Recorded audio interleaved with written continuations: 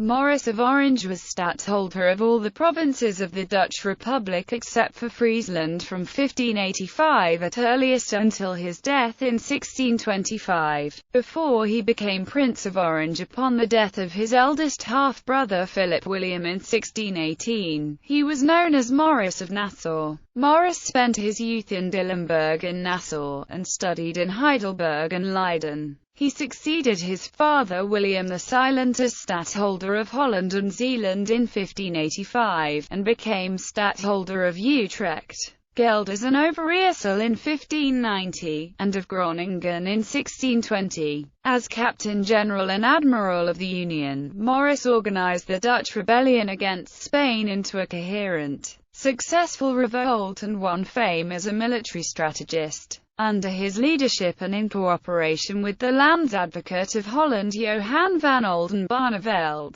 the Dutch States Army achieved many victories and drove the Spaniards out of the north and east of the Republic. Maurice set out to revive and revise the classical doctrines of Vegetius and pioneered the new European forms of armament and drill. During the 12 Years' Truce, a religious dispute broke out in the Republic, and a conflict erupted between Maurice and van Oldenbarneveld, which ended with the latter's decapitation. After the truce, Maurice failed to achieve more military victories. He died childless in The Hague in 1625, and was succeeded by his younger half-brother Frederick Henry. Life. Maurice was a son of William the Silent and Princess Anna of Saxony and was born at the castle of Dillenburg. He was named after his maternal grandfather, the Elector Maurice of Saxony, who was also a noted general. Maurice never married but was the father of illegitimate children by Margaretha van Mechelen and Anna van der Kelder. He was raised in Dillenburg by his uncle Johan of Nassau. Together with his cousin Willem Lodewijk, he studied in Heidelberg and later in Leiden, where he met Simon Steven. The states of Holland and Zeeland paid for his studies, as their father had run into financial problems after spending his entire fortune in the early stages of the Dutch revolt. Only 16 when his father was murdered in Delft in 1584, he soon took over as stadtholder, though this title was not inheritable. The monarchs of England and France had been requested to accept sovereignty, but had refused. This had left Maurice as the only acceptable candidate for the position of stadtholder. He became stadtholder of Holland and Zeeland in 1585, of Gelders, Overijssel and Utrecht in 1590 and of Groningen and Drenthe in 1620. Protestant Maurice was preceded as Prince of Orange by his Roman Catholic eldest half-brother Philip William, Prince of Orange, deceased 1618. However, Philip William was in the custody of Spain, remaining so until 1596, and was thus unable to lead the Dutch independence cause. Maria of Nassau was a full sister of Philip William from the first marriage of William I,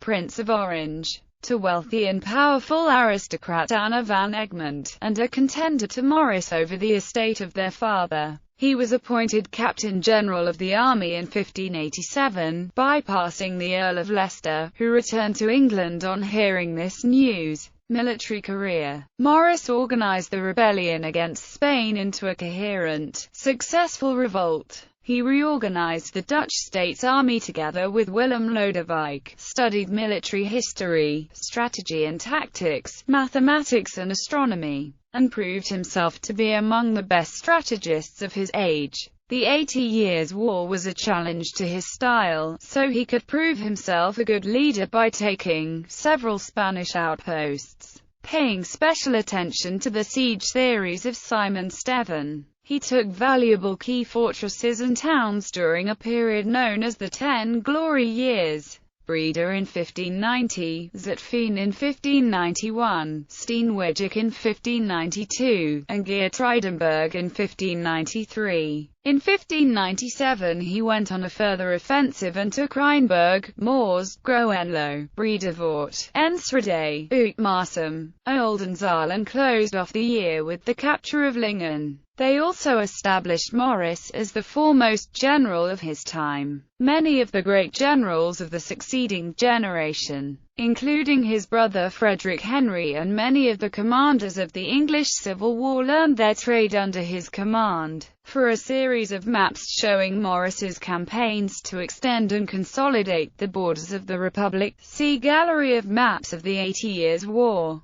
His victories in the pitched battles at Turnhout and at Nieuwpoort were dependent on his innovation of cooperation between arms, with artillery playing a decisive supporting role. The victories earned him military fame and acknowledgement throughout Europe. Despite these successes, the House of Orange did not attain great respect among European royalty, as the stadtholdership was not inheritable. The training of his army is especially important to early modern warfare in the military revolution of 1560 to 1650. Previous generals had made use of drill and exercise in order to instill discipline or to keep the men physically fit, but for Maurice, they were the fundamental postulates of tactics. This change affected the entire conduct of warfare, since it required the officers to train men in addition to leading them, decreased the size of the basic infantry unit for functional purposes since more specific orders had to be given in battle, and the decrease in herd behavior required more initiative and intelligence from the average soldier. One major contribution was the introduction of Volley Fire, which enabled soldiers to compensate for the inaccuracy of their weapons by firing in a large group.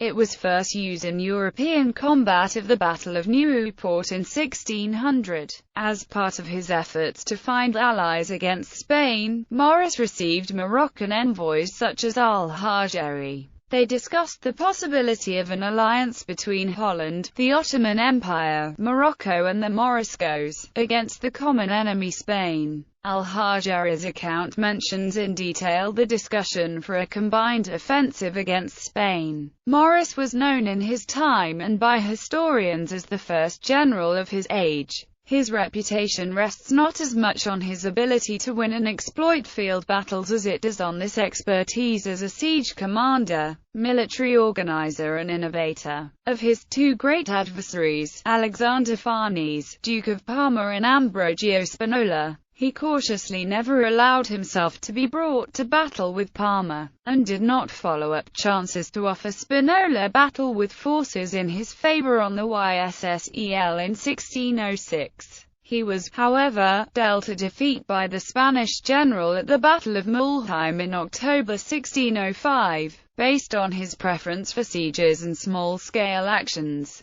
Historian David Trim states that it is difficult to reach a verdict on his ability as a tactician. Maurice founded a whole new school of military professional practice. These pointed the way to the professional armies of the future by reapplying Roman tactics and innovating in the fields of logistics, training, and economics. Many graduates of service under Maurice, such as his nephew the Marshal Turenne, or his disciples such as Gustavus Adolphus of Sweden, applied the Mauritian reforms to great effect in the remainder of the 17th century. Maurice and Oldenbarneveld.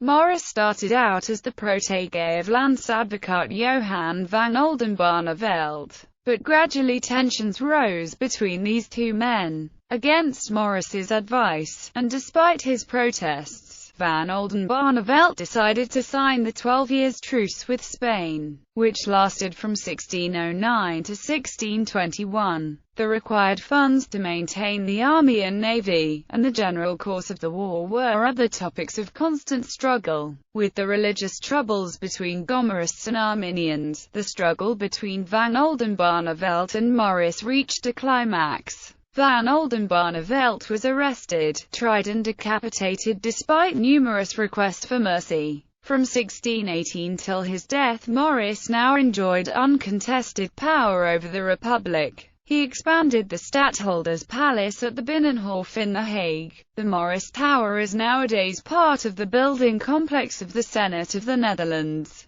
In 1618, he also succeeded his elder half-brother, Philip William, as Prince of Orange, a title he seems rarely to have used. Maurice urged his cadet half-brother, Frederick Henry, to marry in order to preserve the dynasty. In 1621, the war resumed after a 12-year period of truces, and the Spanish, led by Ambrogio Spinola, had notable successes, including the siege of Breda, the old family residence of the Nassaus, in 1625. Maurice died on 23 April 1625, with the siege still underway. Justin of Nassau surrendered Breda in June 1625 after a costly 11-month siege. Meanwhile, the Dutch also lost formerly occupied Baía de Todos os Santos, Salvador de Bahia in Brazil, the 1st of May 1625, under the heavy attacks of the Spanish-Portuguese fleet, commanded by the Captain-General of the Spanish Navy, since 1617. Admiral Federico de Toledo Osorio y Mendoza, 1st Marquess of Villanueva de Valdehuesa, and, since 17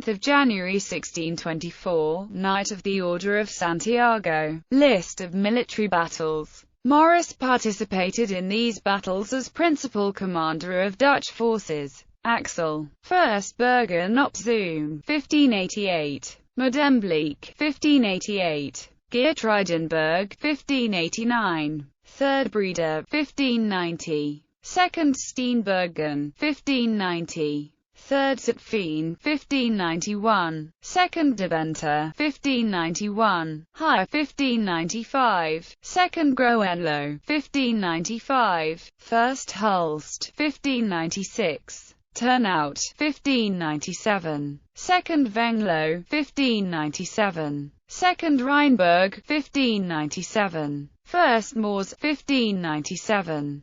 3rd Groenlo, 1597. 1st Bredevoort, 1597. Enschede, 1597. Uitmarsum, 1597. 1st Oldenzaal, 1597. 1st Lingen, 1597. 2nd Moors, 1598.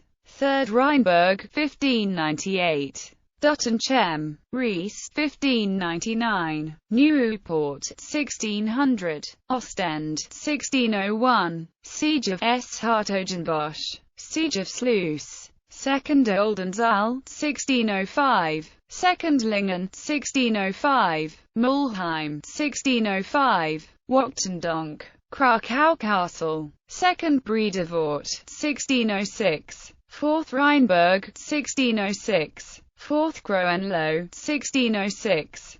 3rd Venlo, 1606. Jülich, 1621–22. 2nd Bergen op Zoom, 1622. 3rd Steenbergen, 1622. 4th Breda, 1624. Legacy. The island nation of Mauritius, located in the Indian Ocean, was named after him. The island was named in the prince's honor by Dutch explorers in 1598 and was first settled by Dutch emigrants in 1638. In 1624, English explorer Henry Hudson named what is now known as the Hudson River the Mauritius River in honor of the prince. Coat of arms and titles. Maurice, besides being stadtholder of several provinces and captain-general, both non-hereditary and appointive titles, was the hereditary sovereign of the Principality of Orange in what is today Provence in France. He also was the lord of many other estates, which formed his wealth. Marquis of Veer and Vlissingen,